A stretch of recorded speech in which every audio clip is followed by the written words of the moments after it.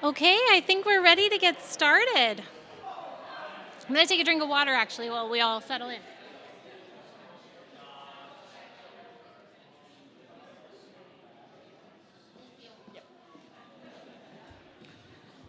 So welcome. I am so excited that we're all here in person. We've been doing this virtually for the last couple of years, and it's not my favorite.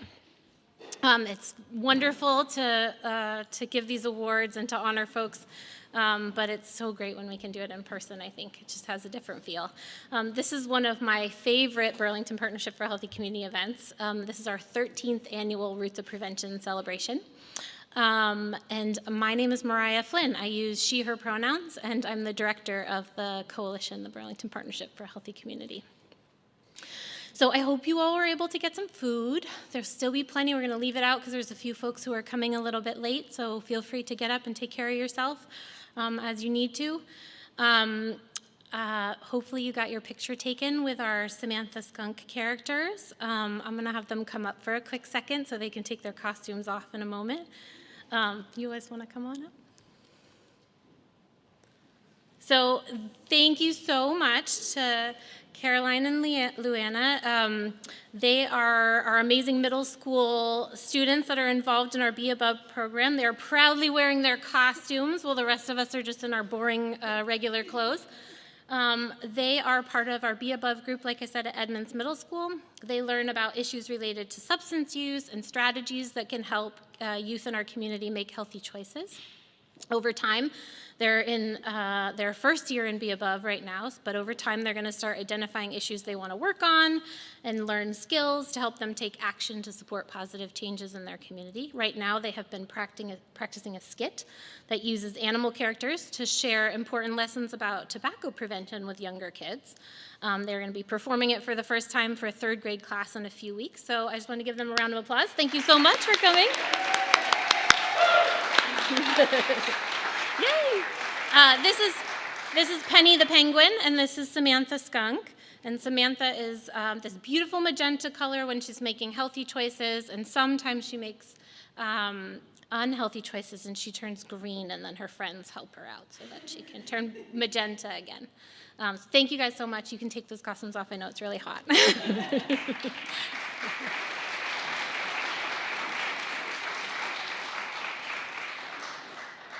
So housekeeping issues, please get up and take care of yourself as you need to, like I said. Bathrooms are kind of inconvenient in this location. They're actually downstairs on the first floor. The easiest way to get them is to go out these doors, go to the left, and then there's an elevator, and you actually take the elevator down to the first floor. There is a single stall bathroom here through this not an exit door off the side. If anyone needs that, that's my bad or our bad. We didn't understand the layout of this building well, and next year I think we'll make sure that there's a better option for bathrooms because I don't love that setup. But luckily, we are here in person, and I have been lucky to be the leader of the Burlington Partnership for a Healthy Community for about 15 years now. And one of the things that always impresses me as we're putting together this event is just the passion and the commitment of so many people in our community in Burlington doing really important work to support health and wellness. I recognize some of the names of people who registered, but not all. So since some of you are probably new to our work and here just to support the awardees, I thought I would just share a little bit about what we do so you can know us a little better. Our mission is to address the causes and consequences of substance misuse in Burlington. If you were here early enough to check out our slideshow, you might have seen some pictures of our work. We highlighted the One Voice Youth Empowerment Program, which is the program we use to support young people in middle and high school to learn skills that empowers them to be leaders around health improvement in the community. We also work on things like public education, raising awareness around important substance use issues. For instance, we have a program called Parent In for parents and caregivers of parents of tweens and teens. You can find it on social media or at parentinburlington.org. And we send out tips and resources to help prevent youth use and just help kids make healthy choices and help us as parents navigate all of that too. And we have Jessica Leahy, who will be here speaking a little bit more about that tonight. But I think one of the most impactful things that we do, or maybe important, is challenging the adult behaviors and social norms that support substance misuse in our community, particularly when they disproportionately impact populations that have already been negatively impacted by inequitable systems that are targeting different populations. Commercial industries need to get people using early and often to make a profit, and they often are targeting populations that are already disproportionately impacted by our health inequities. So it's really important that we keep working in our community to build more. We want more protective factors than risk factors for youth if we really want to reduce substance use issues. We try to bring attention to the way that all of us can be part of that: policymakers, community leaders, businesses, service providers. We can all build and support health through policy and practice. All of us are working on different pieces of that puzzle, but the real magic, I think, is how all those pieces work together. They create an environment that supports healthy choices. And the most effective way to prevent substance misuse is when the healthiest choice is the easiest choice and the most accessible to make for everybody. So Burlington is actually really, I think, blessed to have a lot of wonderful people and organizations that are working on different pieces of that puzzle. And Siddiqui Sella, Dr. Kimberly Blake, and Peter Von Depp are three of those people. After a really rough couple of years, it was just really heartwarming to read their nominations and see examples of the human capacity to be generous and creative and engaged in supporting others. So thank you so much to this year's award winners. We're really grateful to you. There were a lot of wonderful nominations this year. I wish we had capacity to recognize you all of them, but I'll just say that these three, we just really appreciated the different ways in which you're connecting people, supporting the community, and know that you are in good company, that there's a lot of folks out there that are also doing great work. So thank you all.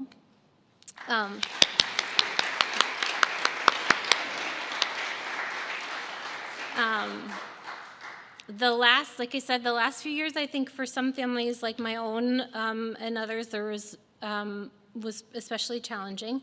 And we learned a lot about what protective factors and community supports were in place that support people and provide a safety net when things get hard.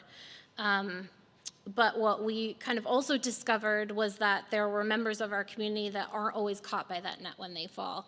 And so not all kids and residents had equal access to health and support, and they still don't. And we've got a lot of work to do around that. And we won't have done our job as our coalition until that work is done. But today, we really want to focus on to acknowledge that, but really focus on what we do have, the resiliency of the community coming out of the last couple years of the pandemic, how we can use all of these strengths, like our three awardees and others doing great work like that, to keep learning and as positive, a positive impact on the community, to keep learning, and when we know better, to do better, and help us. I think that'll help us recover from the last few years and keep getting stronger. We've learned a lot, and hopefully we can keep learning from what we found out. We had invited a few speakers to talk a little bit in more depth about what some of that looks like, and about sharing their experience about creating an environment and a community culture that helps people thrive, particularly young people. Representative Taylor Small was going to speak tonight because they've been so deeply immersed in helping young people thrive.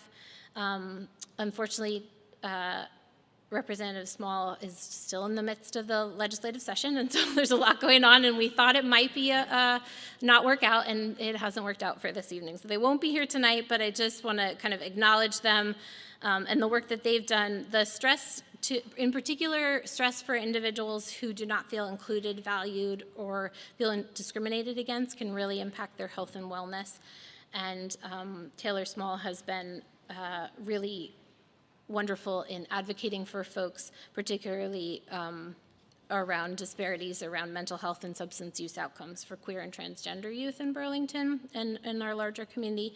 So I want to make sure that we acknowledge that work, and hopefully we'll be able to have them at a future celebration. But I am excited to introduce our first speaker for the evening, our keynote. We've invited Jessica Leahy here. Jessica is the author of the New York Times bestselling book, The Gift of Failure, How the Best Parents Learn to Let Go So Their Children Can Succeed, and also her newer book, The Addiction Inoculation, Raising Healthy Kids in a Culture of Dependence. We'll talk a little bit more about that because we are doing an event with her where she's going to get more in depth. So if you like what you hear tonight, please come out again, and I'll talk about that at the end. I have been reading her most recent book, and it's basically an outline of a lot of the strategies that we're doing in our community that BPHC is working on, so I'm really obsessed. If you are not as obsessed with reading about prevention data and research as I am, she has also been walking through her book in short video clips on Instagram, and I'm an absolute fangirl, so I've been watching those, and I think they're great, and I'd highly recommend for anyone who wants to get a little taste. She makes the info really accessible. Over 20 years, I think some of that comes because she has such an experience with teaching. So she's taught every grade from 6th to 12th in both public and private schools. She spent 5 years teaching in a drug and alcohol rehab for adolescents in Vermont, and she serves as a prevention and recovery coach at a medical detox and recovery center in Stowe. She has written about education and parenting and children and health for the Washington Post and the Atlantic, and has had a biweekly column in the New York Times for 3 years called the Parent-Teacher Conference, which was great. I read some of those articles as well. So she also designed and wrote the educational curriculum for Amazon Kids' award-winning animated series that is my niece and nephew's favorite show, The Stinky and Dirty Show. And she has also co-hosts a podcast called #AmWriting from her home here in Vermont. So I'm very excited to have her. Thank you so much for coming, Jessica, and for sharing a little bit about what you know.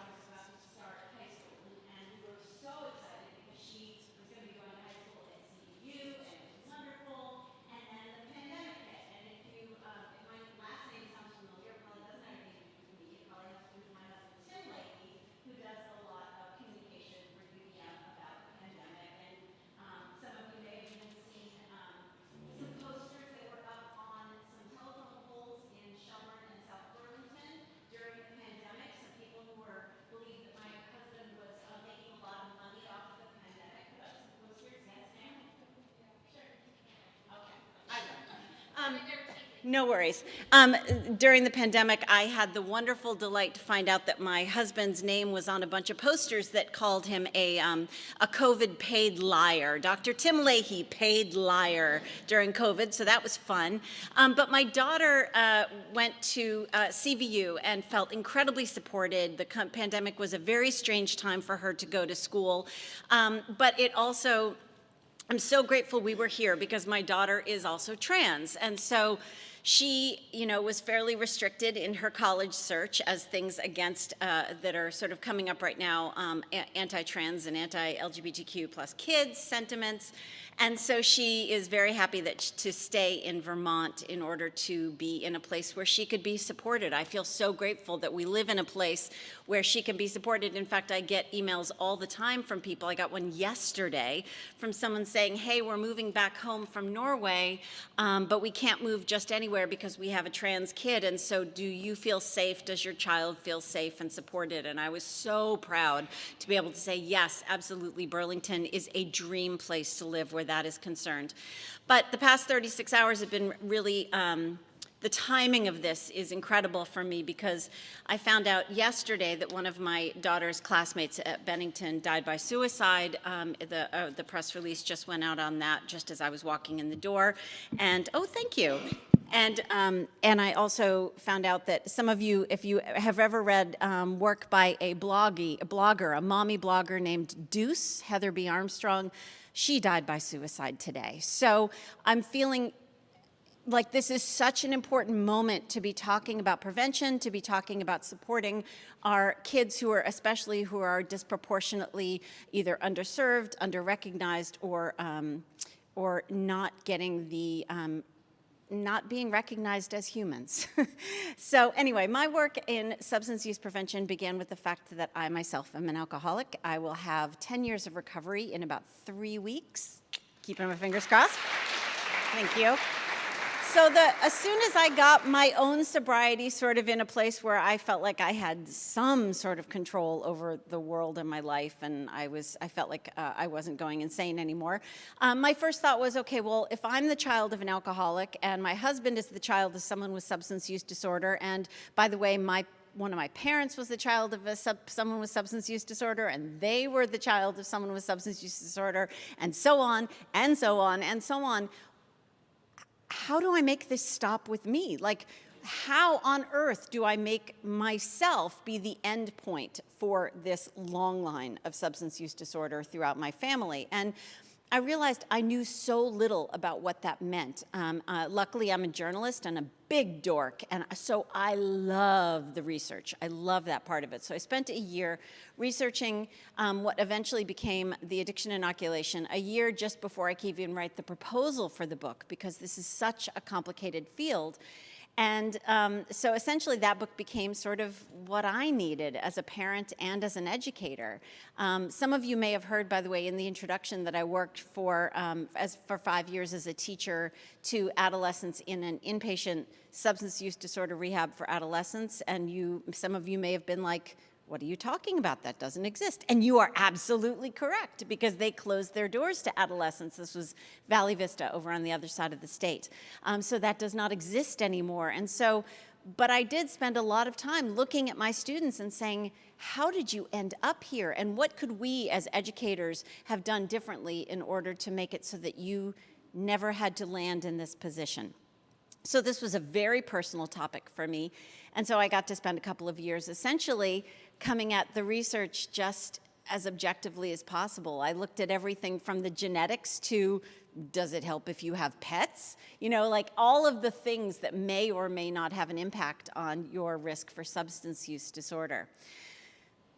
One of the things that has been really fun for me is finding ways to explain to people things that they may not want to hear about. It's really difficult to get people to listen to content around substance use disorder. It really scares people. And so at its very essence, I think my job it's one of the coolest jobs in the world, because I get curious about something and then do a lot of research and then translate it and teach it to other people.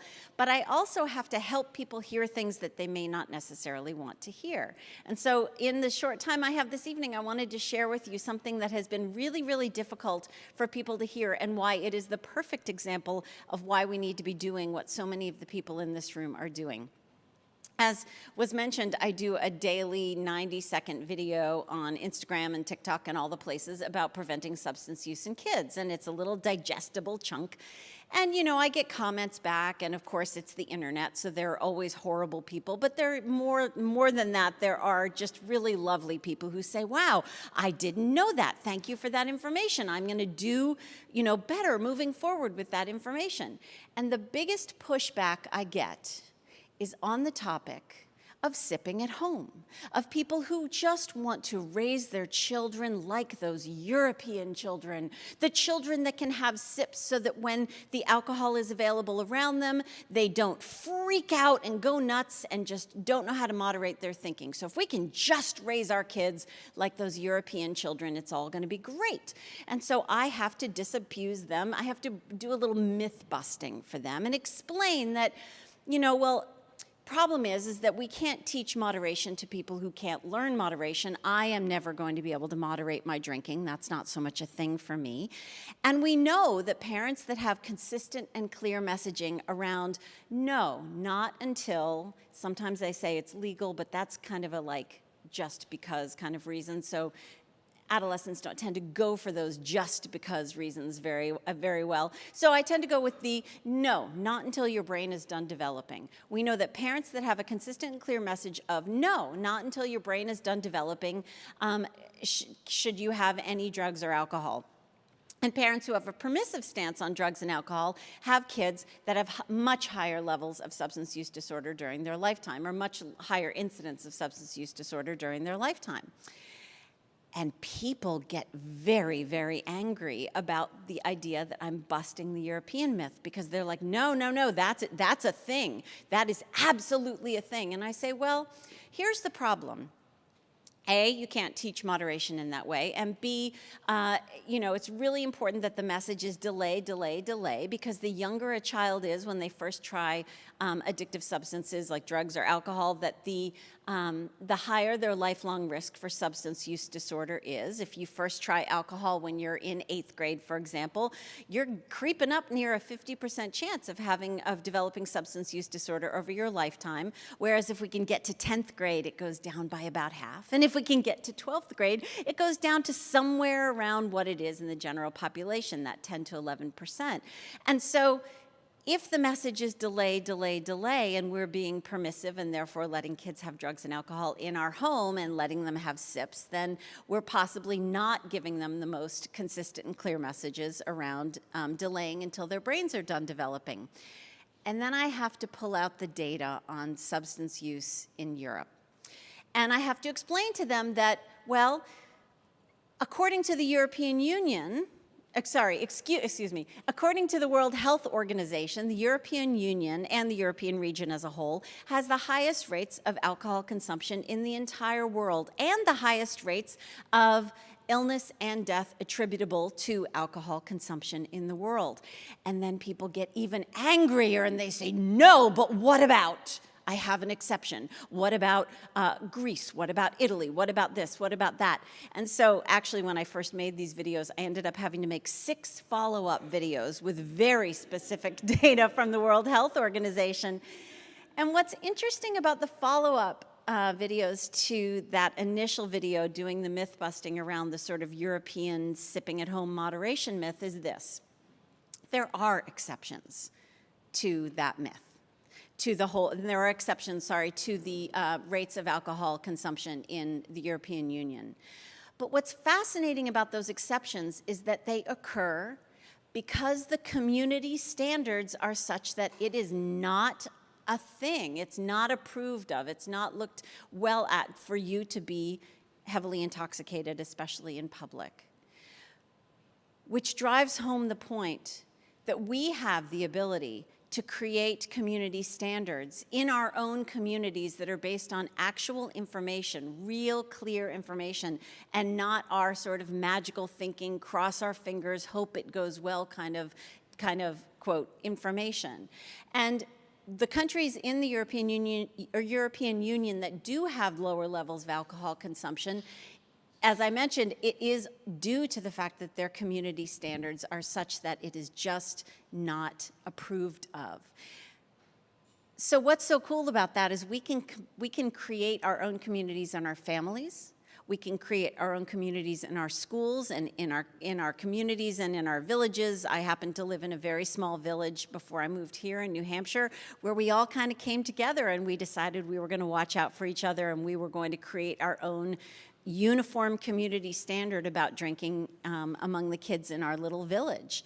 And that became our own community standard. And what's fascinating about community standards is that it actually drives consumption. Where alcohol and drugs are concerned, perception drives reality. We have this unfortunate glitch in our makeup as humans that called pluralistic ignorance, where we tend to overestimate, where alcohol is concerned, for example, we tend to overestimate people's interest in in having alcohol around, in having alcohol available at an event. We also tend to overestimate other people's drinking, how much other people drink. And so if you were to give kids real, true information about how many people are out there drinking and how much they actually drink, as opposed to their faulty perception. By the way, these studies on this were done at Princeton University because they were having a real problem there. They found out that at their alumni reunion, so much alcohol was consumed that it was, in terms of a gathering, second only to the Indianapolis 500. Princeton reunions, the Indianapolis 500. So Princeton University decided that they were going to tackle this in such an effective way, and yes, that's sarcasm in my voice. They were going to ban kegs. That is going to solve the problem. And so they had this incredible opportunity to do surveys of the way people felt about the banning of kegs. And it turns out that when you ask Princeton students about how they felt about kegs being banned, they said, well, I don't care so much, but everyone else cares a lot. And also when they surveyed them on how much they thought their roommate, their friend, their hallmates drank, they tended to overestimate that. And that's really important to know, because if you overestimate how much other people are drinking, it can affect how much everyone drinks as a consequence. So for example, and it turns out that there are some slight gender differences here too, and as with all things having to do with gender differences, this is a gross generalization. But if you are male and you believe that everyone else drinks more than you, and especially if you believe that someone you look up to drinks more than you, you are going to be very likely to raise your level of drinking to what you believe the norm to be, even if it's false, even if you have overestimated it.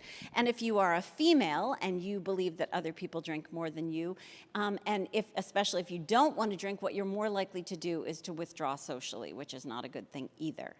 So we have the power to give kids good, true, real, credible information in order to create realities that are not based on myths, not based on magical thinking, not based on false perceptions of social norms, but based on actual data around how many people drink. Many of them end up, by the way, coming as a real surprise to kids. There's the whole, for example, if your 8th grader were to be approached by another 8th grader, and they say, here, you want a beer? And your 8th grader's like, no, that's okay. And the other kid says, oh, it's no big deal. Everybody does it. Everybody drinks. But your 8th grader knows, well, hold on. That's not true. Only 24.7% of 8th graders admit that they've had more than a sip of alcohol by the end of 8th grade. And they don't have to say it, but if they have that information in the back of their head, and they know, by the way, because they have been taught about how their brains work and how the adolescent brain is a very different brain from a fully developed adult brain, that it is a big deal, that drugs and alcohol do a lot more damage in the adolescent brain than they do in an adult brain, then your kid, that 8th grader, can make much better decisions than a kid who's, sort of operating on all of the misperceptions and magical thinking.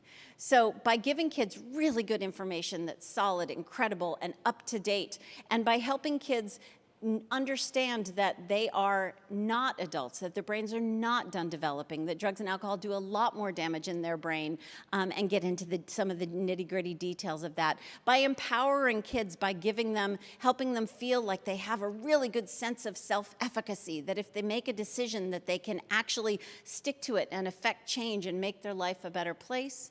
And when we teach them to self-advocate and to protect their bodily autonomy and protect themselves and their friends, those kids are going to go on to have much lower lifelong levels of substance use disorder, because those kids have had some of the best known preventions that we have heaped on top of them, fostering that feeling of self-efficacy, real, true information, role models, people that help set community standards, healthy community standards.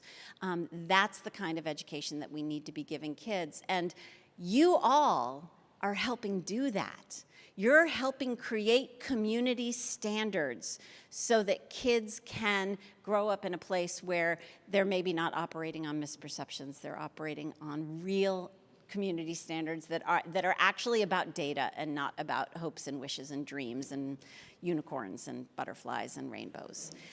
So I'm incredibly grateful to be here this evening, and I apologize for being so scattered, but as I mentioned, it's been a really, really difficult 36 hours, and luckily my daughter is actually coming home from Bennington so that she can be back in our fold this weekend, so I'm like waiting for my little chicks to get back in the nest so that I can give her a big hug and tell her how much I love her and protect her and, you know, let her know that we love her for who she is and not who we wish she was, and that we don't just love her based on her performance, and that we will be there for her no matter what. And that's all we can really hope for with our own kids. So thank you very, very much for the work that you do. It is so important. I'm so, so grateful to be a part of this community, not just for myself, but for my children and for all the children that live here. So thank you again.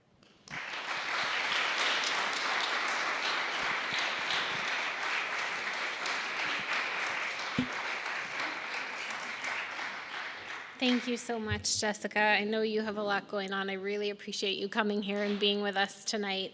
And for all of your words of wisdom around substance use prevention.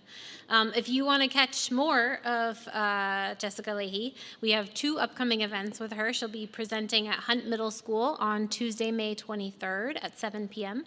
and at CVU High School on May 25th at 7 p.m.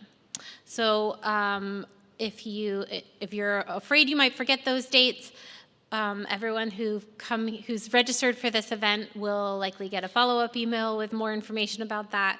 And we also have some posters in the back that you're welcome to take too. So we're going to take a quick break in a minute so we can stretch and connect again before we continue with a story from Farine Paris-Meyer and then some awards. There should be now coming out some coffee and tea and an assortment of desserts on the table. Before you take a break, though, and leave your tables, can you do one thing for me? Talk to the people at your table and find out who has the closest birthday, either that just passed or that's coming up. And we'll need that information later, okay? All right, have a nice break, 15 minutes. I hope you had a chance to get some food and to chit-chat a little bit. Maybe connect with some of the awardees.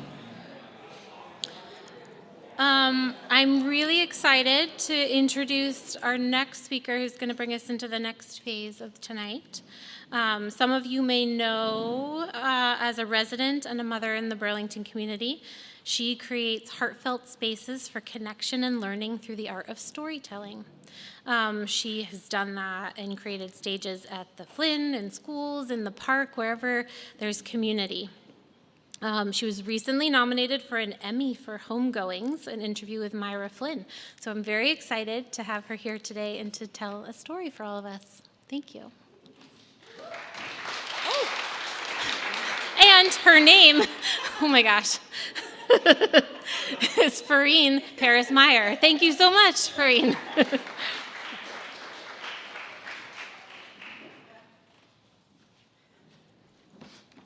Thank you so much, Mariah. A round of applause to all the labor of love that goes into this event to celebrate our community. So just a shout out for that. Awesome. Well, hello, hello, hello. My name is Farine Paris-Meyer. I use she, her pronouns. And as Mariah shared, my gift that I do in this community and beyond is storytelling. And I think for me to be here today, living, breathing, I find myself reflecting on this quote. We have 2 lives, and the second one begins when we realize we only have one. And I remember, I'm gonna let us breathe that in. We have 2 lives, and the second one begins when we realize we only have one. So first and foremost, as an artist, as a storyteller, I am here to invite us to slow down and to be in this given moment. I am not saying that what is holding and waiting on our hearts goes out the window, goes out the door. I think too often we make people pause the things that they're holding. That's why I loved how Jessica, naming for us, I'm here, but also my heart is here. And I think that is deeply important. So for me, as a Black woman, as a mother, as an educator, as a queer soul, those are some of the lived experiences that are influencing my narrative when we speak about this topic. And for me, just before I start, storytelling is beautiful. We have to remember that it is our oldest way of passing down our narrative. This concept of oral storytelling, at least, right? And when I think about all of us, we are all here with ancestors. You know, as Maya Angelou says, I stand here as one, but there's 10,000 ancestors behind me. And that is something I am constantly telling myself because, wow, this thing called life can be really incredibly hard to do.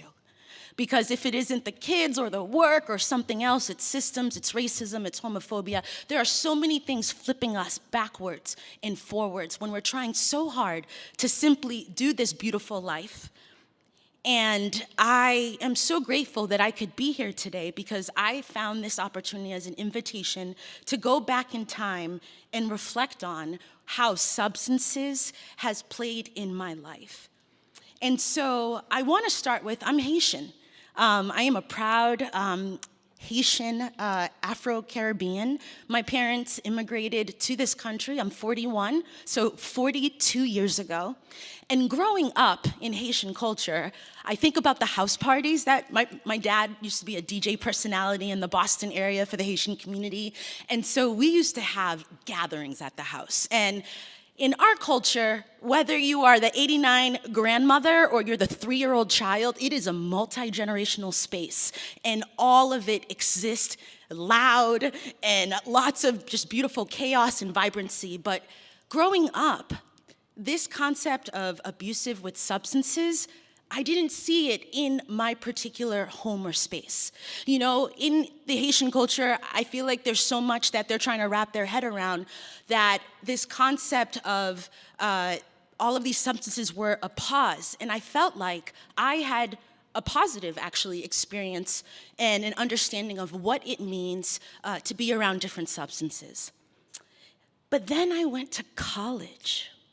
And as a first-generation daughter of immigrants, I grew up in a very strict household because education was my passport to the future, and I dare not do anything to interrupt this path that my parents had for me. So I think that, and with high-level expectations one can put on a youth, when I went off to college, it was like freedom, right? And what I realized is because no one took the time to have those heart-to-heart, open conversations, it was just like, don't talk about it. But we can't do that because not talking about it does nothing when I'm in the position of something being presented to me. We have to talk about these things, right? Like, we have to talk about white supremacy. We have to talk about anti-Blackness. We have to talk about mental health. We have to talk about the fact that our community is numbing so many feelings because we don't have compassion and vulnerability sometimes to give people space to just be and exist as they are. So when I went off to college, immersed in this community, somehow, this idea of the best 4 years is laced with a single story that you have to drink or do said things in order to fully experience the fun. And unfortunately, even though growing up in a Haitian household where there was balance around all of these different things, being immersed in an environment, it was stronger than the will that I had as a 17-year-old girl. And I'm naming that because I, Farine Paris-Meyer, was one of those college students that ended up getting transported for alcohol. And I haven't said that out loud since I was in college, right? It's actually something that, something my partner doesn't even know, because I try so hard to that's not me anymore, but I think it's so important. I can't stand up here and act like I run a business and I do all these things and I'm Emmy nominated without being honest about just the struggles and the skeletons that exist in all of us. And so for me, this idea of needing this liquid to give myself a peace of mind to exist, what I really didn't realize was happening in that moment is that I was a Black girl immersed in a predominantly white environment. And even though I came from another school that was predominantly white, but my city was like filled with brown and Black folks, being immersed in a situation where you don't see yourself represented, you start to figure out how to either like numb the thoughts or figure out how to just do the dance that everyone is telling you to do. And I think it's something that we don't talk about. Because when I'm thinking about my kids that I'm raising, I'm thinking about the work that I've been doing in the Burlington School District, or even just talking with adults, we are not pausing enough for us to unpack what is on our souls. We are not unpacking enough that even though life can be hard and sometimes I make choices I might not agree with, where is the compassion to let me know that that does not define me? So that I don't keep going down this path of either shame or like I'm not good enough. And I think for me at the age of 40, I started doing profound work around my younger self. Hey, Farine, what would you tell your 17-year-old self? What would you tell your 6-year-old self? And I find myself through this storytelling able to go back in time and say, guess what, Farine? You were able to manage going through the pandemic and not finding nights where you allowed alcohol or drugs to take over because you were so desperately scared about what was to come. Like, I don't know about you, everything got canceled, friends, school, and I'm just like, what is this life? And the loneliness kicks in, the isolation kicks in. And I remember a lot of my friends in my different circles, you know, it's like, oh, what do we do today? Like, let's hang out and drink. Oh, what do we do tomorrow? Like, let's hang out. You don't even notice it. And all of a sudden, you're like, when did I become this person that was doing a little sip? Like, that sip culture can be dangerous, especially if you don't have at least the honesty to have a conversation with yourself. Forget what I need to tell my partner and my kids. Farine Paris-Meyer, if I'm not being honest with where my struggles or tribulations might be, then I'm gonna be the one that suffers the most. And the thing that came to me during the pandemic where I saw such a spike in people really turning into substances, I remembered a student that I met when I used to work in higher ed. I did 15 years working in higher education, and so for me, even though as a college student, I sometimes had my struggles, what I got to do was pay it forward and become a higher ed professional. And I was the person who could approach students with a very human touch. There is no shame. What happened today, this weekend? Oh, you were like caught in this particular incident. I'm not here trying to judge you. That does not define you. But let's talk about the why behind it. And then let's talk about, is this the kind of legacy or energy that you're trying to have while you're at this institution? Because we're gonna make good choices, we're gonna make bad choices, but I'm hoping that we can at least align in more choices that help you not just survive this college thing, but thrive. And I remember this student, David. And I remember David because when his family moved him into college, his parents were some of the most joyful people I had met. I was that position at a college where you live in the residence halls with the students, so I saw a lot. And I remember David's family, and then fast forward 2 years later, I'm at this retreat. And at this retreat, I'm using the power of storytelling to get to know who my student leaders are, beyond this role of being an orientation leader, because I know that they're siblings, they're brothers, they're partners, they're cousins. And we created this space where students were allowed to share parts of their stories that they thought was important for our collective group to know, so that we could witness them, so that we can see them, so that we could create space for them to matter. Until this day, I met David back in 2006. Until this day, that student story has stayed with me. Because when we were taking a moment to share different parts of ourselves, and you had students either, coming out the closet, students talking about medication with mental illness, David shared a story that took our whole room by surprise. And he invited us to stop putting his dad on a pedestal. Because what we didn't know is, behind the scenes, his dad was a hardcore alcoholic. And though there was the joy that we saw and when he'd visit to campus and the packages and all of that, back home was a different parent.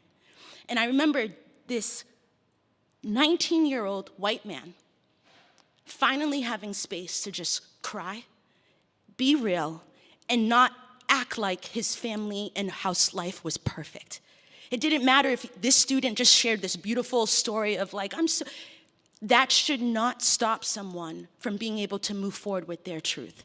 I love that maybe your hardest moment has been this, but it shouldn't stop me from saying what my hard moment is because I'm afraid of what that could look like. But David Werner is someone who I want to say has helped be my North Star when it comes to my kids. Because I remember the narratives that he shared, and I remember him talking about the frozen bottles in the freezer, and talking about like when I just need my dad. Yes, he comes to the games, he does this, but man, the nights that are really bad, all I wanted was my dad. And so I feel like with the pandemic, where I saw a lot of people start to spiral, I continued to echo David's story in my head. And that is what I do. And I think this is a reminder, especially for our youth. You are so unbelievably powerful. Too often we as adults keep acting like you haven't lived already and that you don't have a powerful narrative to share. But if you were to talk to me at 6, 8, 13, I could have shared a lot of things with you that I was picking up because we see and feel so much. And so when we can empower our youth to speak and live out loud, it's not just an impact in a development for them. They have the opportunity to truly shift behaviors and patterns with us adults in this society. Because I really feel this younger generation is gonna be the one that is going to save us from like the lack of compassion and so many things that exist that get in the way of us seeing each other's humanity. So for David and for the youth that have the courageous to have conversations with people, I love that my kids will ask me, what number is that? And I'm like, it's my first. That should be okay, because you should be allowed to ensure that I'm living my life the way that I want to, the same way I'm gonna check in on you that, 3 meals of just mac and cheese, like that might not be the most right? It goes back and forth. There's no age or status in this. You're human, I'm human. We're doing this thing called life. It can be really difficult. Let's have open conversations of what's getting in the way. Let's have open conversations of what we seem to be leaning into to deal with that, and then assess, is this in alignment with my ability to truly make the most of the second life we have? When we realize it's this moment.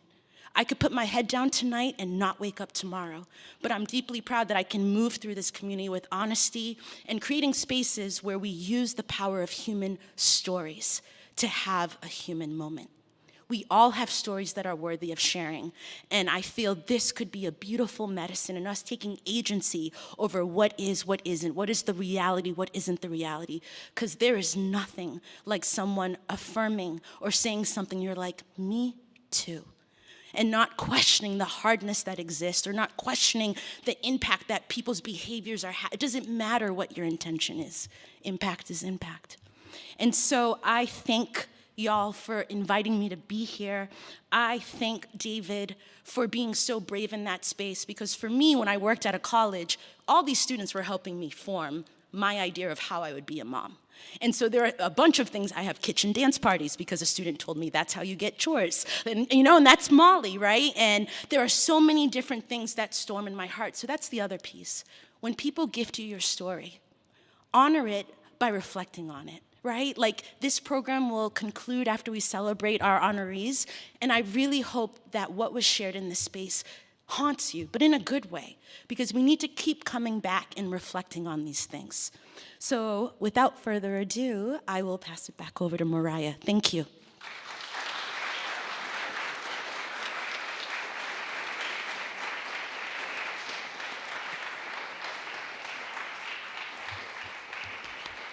Thank you so much, Fareen. Thank you for sharing your story with us and for being here tonight and for being a part of this community and creating community through story. Before the break, we focused a lot on our work and issues related to our mission of preventing substance use. But now I want to focus on all the people and the organizations doing work in Burlington that are supporting a thriving community and making our work easier. So each year, like I said, we receive nominations for folks doing work in Burlington, usually without a lot of recognition, just because they're doing it just because it's needed, and maybe that's where their passion is. I think our real success in having a healthy Burlington that prevents substance misuse and just in general helps create a thriving community is to enhance those things in the community that are our strengths and our positive influences. There are people in the community, like our awardees, that are creating a layer of protection that helps create connection and reduces substance use issues. So one reason that we hold this celebration every year is to have a chance to take a moment and acknowledge our community strengths. There's been a lot we've all kind of alluded to some of the challenges of the last few years, but there's a lot that we're also doing right and that are real successes in our community, and we need to acknowledge them so that we can keep doing it and keep building on them. So Siddiqui and Kimberly and Peter were all nominated by others in the community because people saw them as examples of Burlington strengths. Sometimes, like Siddiqui, they're meeting individually with young people, helping to build connection and resiliency. Sometimes, like Peter, they're building new, more accessible opportunities that over time will benefit future generations of children and families. And then there's people like Dr. Blake who's used her personal experience and her professional experience and the power that comes with that to bring attention to important community issues. Thank you so much for all that all three of you have done for our community here in Burlington and beyond. So I just wanted to say that.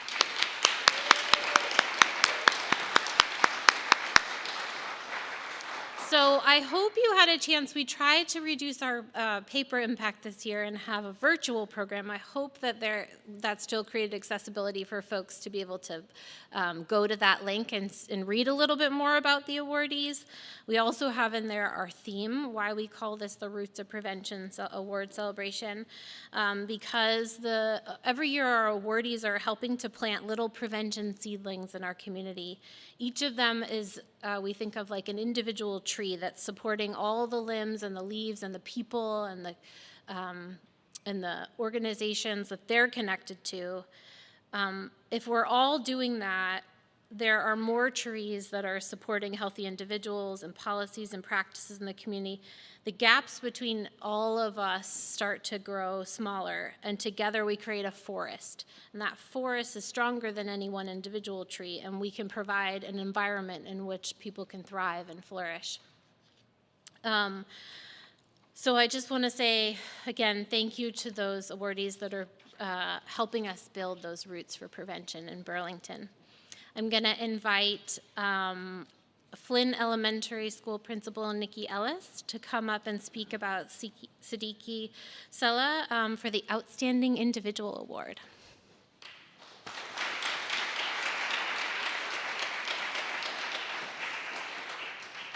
Good evening, everyone. I am Nikki Ellis, and I am the principal of Flynn Elementary School here in Burlington. It's my first year in that role, and I'm really excited to be here with you tonight to celebrate Siddiqui Sella and all of the work that he has brought to Flynn Elementary. In my first year there, he has guided much of my work and the principles that I apply to how I interact with kids. And so I wanted to tell you a little bit about how we connected and what Siddiqui's work has looked like at Flynn Elementary School, what my personal connection to that experience is, and how Siddiqui has embodied the power, joy, and love of Burlington youth, which, as Farine pointed out, exists within every one of the youth that we interact with and lives with them at age 4, 5, 12, 18. And so when I came to Flynn this year and started to connect with students, I was acutely aware that the students of Flynn are very diverse and have many different identities and experiences, and there are some of those experiences that I can't begin to understand because I am white and have white privilege. And so when I started to talk to the students in 5th grade, and one boy turned to me and said, "It would be really nice to connect with someone who shares an experience with me as a black man and a black boy, and I wish that I had that at Flynn." I knew that my work was to figure out where that connection could come from and then to get out of the way, because there was going to be power and joy and love in that mentorship. So I went about reaching out to the high school, to the assistant principals there, and just said, "Hey, I'm looking to find a black man who is in the upper grades at BHS who may want to mentor a younger student." And that's how I was connected to Siddiqui, who also went to Flynn Elementary School long ago, whose siblings all went to Flynn Elementary, and who is really well known in the neighborhood around Flynn. So Siddiqui showed up the first day and everyone remembered and recognized him. It was a celebrity who walked in the doors. And it was like time stopped because all of the students saw this person who they had not seen before in the school, and suddenly there was a connection to some of their own lived experiences with race and the experience of not seeing teachers or adults who look like them in Burlington schools, which is something that we need to continue to commit to changing. And I felt deeply connected to that experience that Siddiqui brought to the school as well, because as a transgender youth, I did not see anyone who looked like me in the community either. And much of my own mental health struggles with suicidal ideation and substance use would have been avoided if I had had that mentorship in my community. And so we know that middle school is a time when youths begin to reconcile some of those experiences with marginalization, such as racism, ableism, transphobia, homophobia. And so it's important to me as the principal of Flynn that we're making those connections proactively, restoratively, and as early as possible. And so Siddiqui's work at Flynn really embodies the 5 values that we co-constructed as a Flynn community, which are joy, friendship, growth, curiosity, and accountability. And Siddiqui is the most consistent person I've ever met in my entire life. I often think of his wisdom, patience, calmness, kindness, and empathy with students, and I try to live that in my work too. And I knew that I had fallen in love with Siddiqui when he chose to stay at school for a 3rd through 5th grade play, which if you have ever been to one of those, you really can't understand a ton of what's being said, but you're like nodding along and really trying to like follow. And this high school boy stayed for the entire 2-hour play. And I knew at that moment that this was someone who cared very deeply about the student they were mentoring, because that student had a fleeting 1-second part in that play. And Siddiqui committed and stayed for that experience. And so, again, I just want to say thank you, Siddiqui, for bringing that power, joy, and love to Flynn Elementary. You've helped to start clearing a path so that we can continue to do that work. And your influence has been powerful to students, but it has been powerful to the adults as well. So please join me in thanking and congratulating Siddiqui Sella for all of his work in the Flynn school community.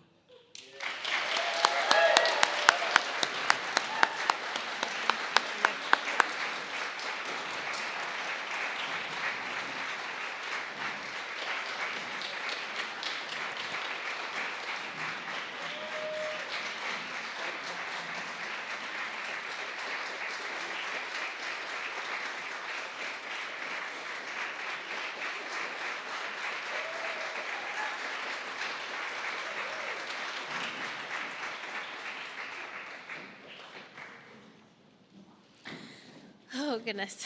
Okay. So now I would love to invite Grace Keller up to speak about Dr. Kimberly Blake, who is receiving our Youth and Families Award.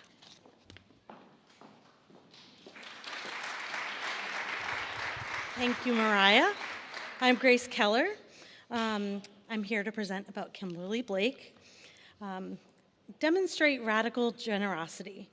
When I first started in harm reduction, one of my heroes said this in the speech, and it stuck with me.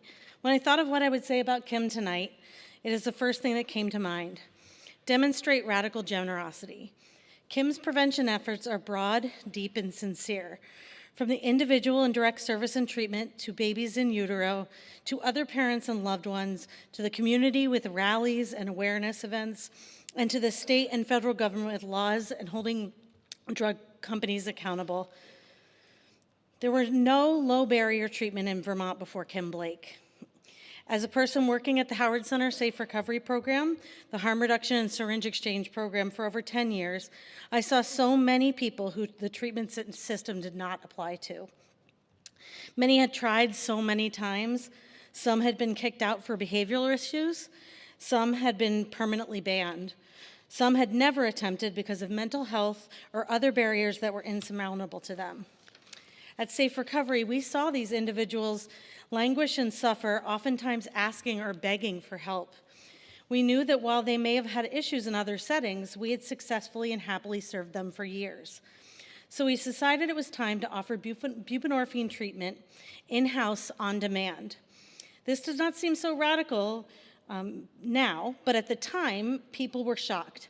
I had doctors and physicians warn me that it would never work, told me it would be dangerous, and people even called my supervisor to complain. What these doctors didn't do was apply for the job. My biggest concern was who would be the provider. We need somebody who would take the risk, would support people through their process, even if that meant drug use, would be non-judgmental, believed in harm reduction. We needed someone that people felt comfortable being honest with. We really needed a unicorn. 6 weeks in with no applications, a little number 1 came into my kiosk, and there was an applicant. Who could this be? I took a deep breath and clicked. Kimberly Blake. No way. I can't explain the relief I felt. I knew who she was, as I'd heard of her for years, as I feel like she's delivered half of Vermont's babies. I also knew her to be a mother who just months earlier lost her beautiful son, Sean, to an overdose. Demonstrate radical generosity. She was stepping forward when everybody else stepped back, when no one would have blamed her for not stepping forward. Most importantly, she was the right person. She understood that treatment isn't an all or nothing thing, that retention is in the relationships you build, and that truly empowering people is recognizing any positive change. When we look at things in an all or nothing abstinence or chaotic drug use lens, we miss a menu of options that keep people safe, that are primary prevention, and that are big accomplishments for people. Kim celebrated all of this with people. Demonstrate radical generosity. Kim is a pioneer in so many ways. She's one of the first people to treat pregnant women with buprenorphine in an office setting in Vermont.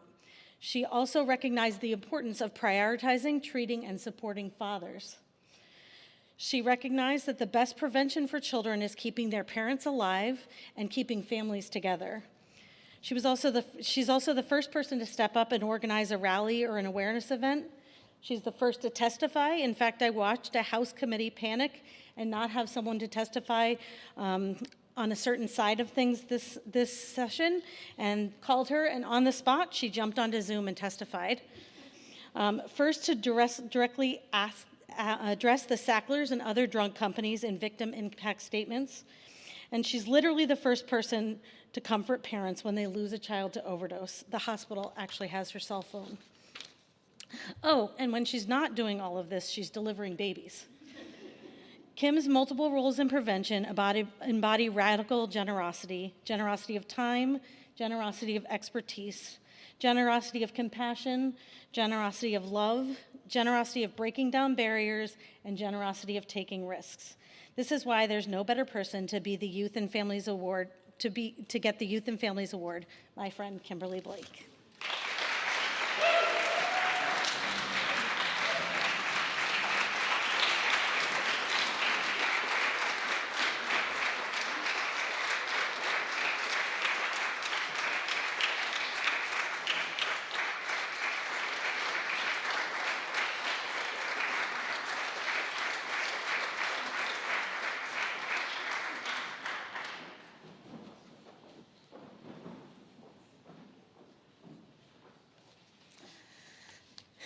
Okay, so our third award is our D.G. Weaver Award.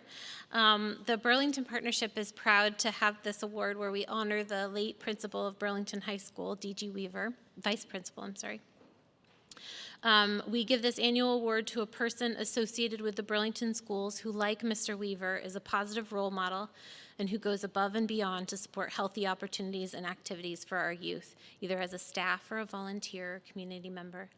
I never met DG, but when we started organizing this celebration 13 years ago, community members talked about his dedication to supporting the kids in the district and creating healthy opportunities. And interestingly enough, a lot of that conversation focused around sports and exercise, and that being a really important thing for DG. So I'm really excited about who's receiving this award today. We're so grateful to his DG's family for allowing us to honor his memory in this way. I'd love to invite Carl Crawford and Sadie Harris to come up and speak about Peter Von Depp, who is receiving the DG Weaver Award.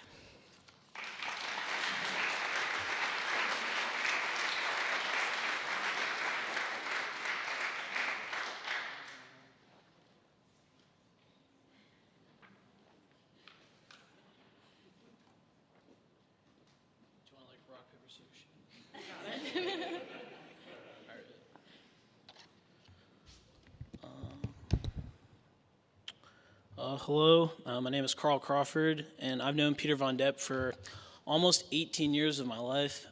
I do not remember the first time where I played Frisbee with him, but as soon as it started, it just happened to just be an occurrence in my life.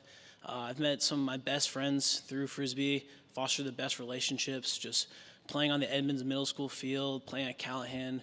Peter calling me up and asked me if I wanted to play against the old men team that was going to go to nationals. Peter giving me rides to Winter League. Peter telling me that guy used to play for the best Boston men's team. Peter just, like, whether he knew it or not, just really just, like, giving me this love for this game that has just really continued far onto my life, like farther than I ever thought it could be. When I first started playing Frisbee, I ran cross country, and now I don't run cross country anymore, and I just play Frisbee. Yeah. It's worked out way better for me than it... Currently, I attend the University of Vermont, and we're competing for a national championship. And of the members on that team, I believe like 5 of them I used to play on Edmonds with Peter. And same with I'm wearing the BHS Ultimate Frisbee hoodie. That team that I started with in 2017 has reached the state finals every single year since then, with everyone who used to play with Peter on that field, and just like people who just learned the game from someone who learned it from Peter. Same with it just means so much. Like the women's team that his daughter helped start won the championship last year, and they're undefeated this year, and they're going to do it again. And very recently, and I'll just end it with over COVID summer when nothing was going on, Peter still wanted to find a way to throw Frisbees with some people, so he emailed me and asked me if I wanted to run a camp with him so that we could just teach these middle schoolers and future members of the varsity team at BHS. So I remember I went to Callahan, we were just sanitizing discs over and over again and trying to figure out the best way where we could socially distance while still playing Frisbee. And very recently I was reminded of that because I went to a BHS game and I recognized a ton of kids playing on that field, and I saw Peter in the stands a couple years after any of his kids were on that team. And it's just nice to know that he still just cares so much, even though he doesn't have any, it's just nice to know that he cares and he shows up. And that's the thing I like about Peter. He will always show up.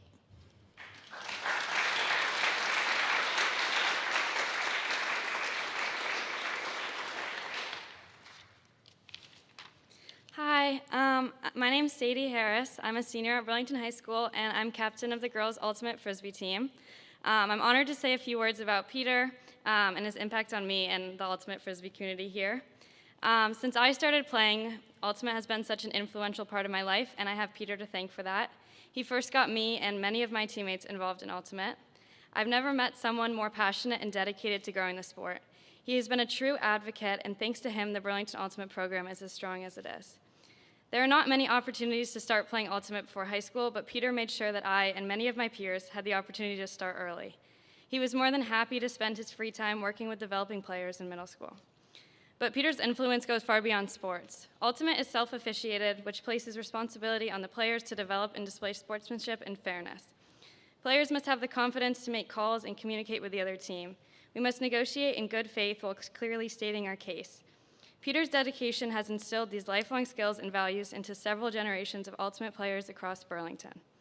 Last season, our team won both the state championship and the Spirit Award, which is voted on by other teams based on knowledge of the rules and sportsmanship. The success of Burlington Ultimate in both of these aspects is a testament of the values Peter has worked into the program. Ultimate has brought me so much. Starting a new sport was definitely out of my comfort zone, but I'm so grateful that I did.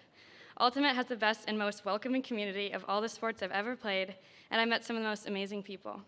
It has given me a chance to be a leader, and I want to thank Peter for that.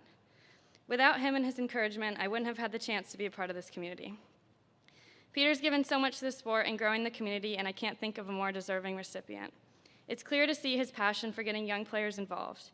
By relentlessly advocating for Ultimate, Peter has helped so many players, including myself, find a welcoming community and a supportive environment.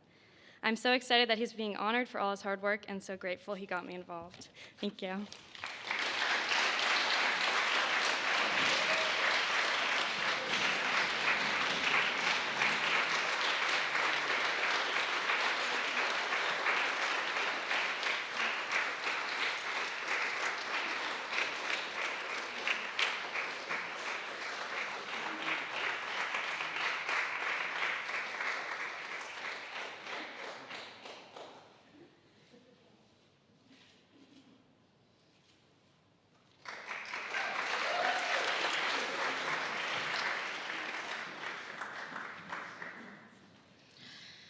So I love the feeling at the end of this event, just hearing from all of the speakers and seeing the, I don't know, sometimes I think the word heroes is overused, but it does leave me with a sense of just folks that we have in our community that are such gifts to us.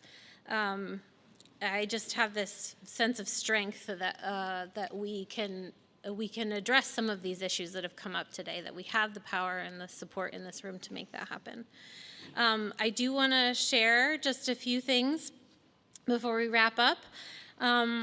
One is that hopefully you had a chance to take a look at our resource table, but we're doing a lot of great work in the community. We always love new volunteers, new people to connect with us and think about how you can use your gifts and talents to do some of that work for substance use prevention, whether it's as a board member or supporting events like this, or donating your time or even financially donating. There's lots of ways to use whatever gifts that you have. We are very lucky to have someone who's gifted, an organization that gifts their financial resources, the Blue Cross Blue Shield. I just want to say a giant thank you to them for sponsoring this event. We've been able to continue to offer it free of charge for anyone who wants to participate, and we hope we can always continue to do that. Blue Cross Blue Shield of Vermont is really one of the reasons that we're able to do that every year. So I really thank them for their time. And for our board chair, Megan Peak, who works in community relations and health promotion at Blue Cross Blue Shield of Vermont, she's here today. She is always a help in putting on this event, but also in supporting that connection to get that financial donation. So thank you, Megan, and thank you to Blue Cross Blue Shield.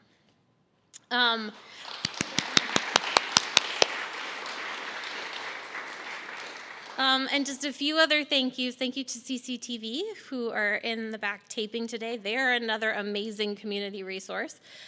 We will make sure to send out the link. They're, I believe, live streaming, which I didn't realize was going to happen. And also, there will be a recording for later that if anyone had family that missed it, who wanted to to honor the awardees. We'll have that link for you to share with everyone. And thank you to all of our board members who all are here today helping out. We had a little bit of kind of some things shift this week and needed some extra help, and they all showed up. Megan and Mitch and Marielle, we have all the M's on our board, as well as Karen and Tien, who helped with planning and setting up for tonight. And also Angela and Delaney Halstead, who jumped in at the last second to help us volunteer and make everything come together. So thank you all for all of your help. And lastly, I have two amazing staff, Bianca and Evan, who are just like rock stars in making all this come together. Bianca was the one who put together a lot of the details for this event, had something come up and couldn't be here tonight, and Evan just stepped in and tried to help me pull it all together. Really, I'm very lucky to have both of those folks on our team and make this a special celebration, we hope. So we love reading about reading the nominations for the Roots of Prevention Awards. Honestly, there are a lot of unsung heroes in the community. I think we probably all know that. I am often the one, I didn't get to be the one to call people this year and tell them that they were nominated or chosen for an award, but I cannot tell you the number of times I used to be the one that always called folks. I heard from folks, oh, I didn't think anyone noticed that I was doing that. So I just want to say thanks. First to our awardees, people noticed you. We see you. We know that there are a lot of things that you're doing that folks saw in this room tonight, and probably things that we don't see that you're doing, and we thank you for all of it. And second, for everyone else, don't forget to tell the people that you notice and appreciate what they're doing. Sometimes I get really awkward about doing that, but we all have to do it anyways. I have to get over it. We all have to get over it. People need to know that we see them, recognize their efforts, probably even more these days than we ever did before.